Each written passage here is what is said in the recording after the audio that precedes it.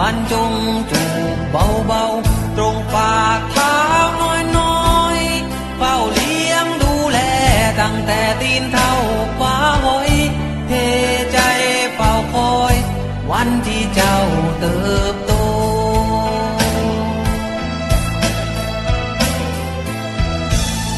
จะเป็นอย่างไรเมื่อเจ้าเติบใหญ่ขึ้นมาดีชั่วเก่งกล้ามีการศึกษาสวยโก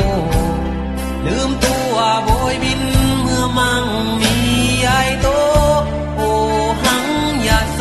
กคุยโวอวดดี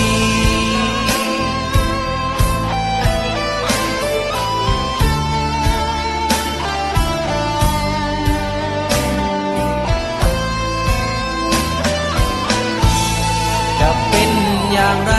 ใครก็ไม่อาจห้ามเจ้าพอเพื่อนหนุ่มสาวผู้ได้ฟังเพลงนี้ก้มลงมองตรงฝ่าเท้าก่อนคิดจะทำชั่วดีท้องตีนของเจ้านี้และที่พ่อแม่เคยจูบมันอยากจำได้ไหมใครเคยพร่ำสอนยามเจ้า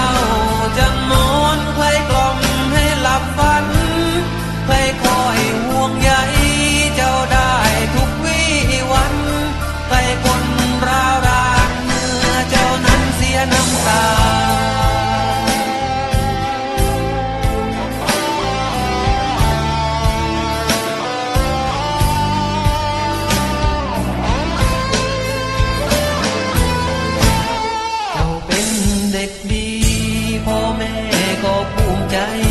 ถ้าเจ้าเป็นผู้ร้ายคงไม่มีใครปรารถนา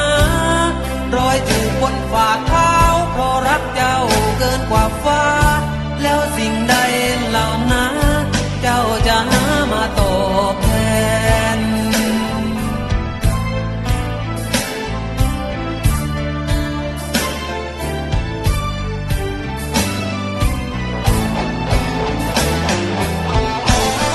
ยังจำได้ไหม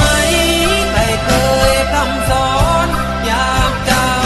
จะนอนเคยกล่อมให้หลับฝันเคยคอยห่วงใยเจ้าได้ทุกวี่วันใครคนร้าวรานเมื่อเจ้านั้นเสียน้ำตา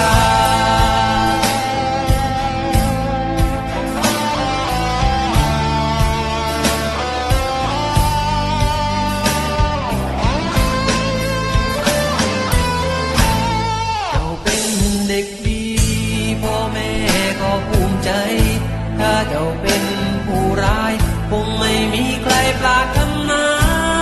รอยจูบบนฝ่าเท้าเพราะรักเจ้าเกินกว่าฟ้าแล้วสิ่งใดเหล่านั้นเจ้าจะหา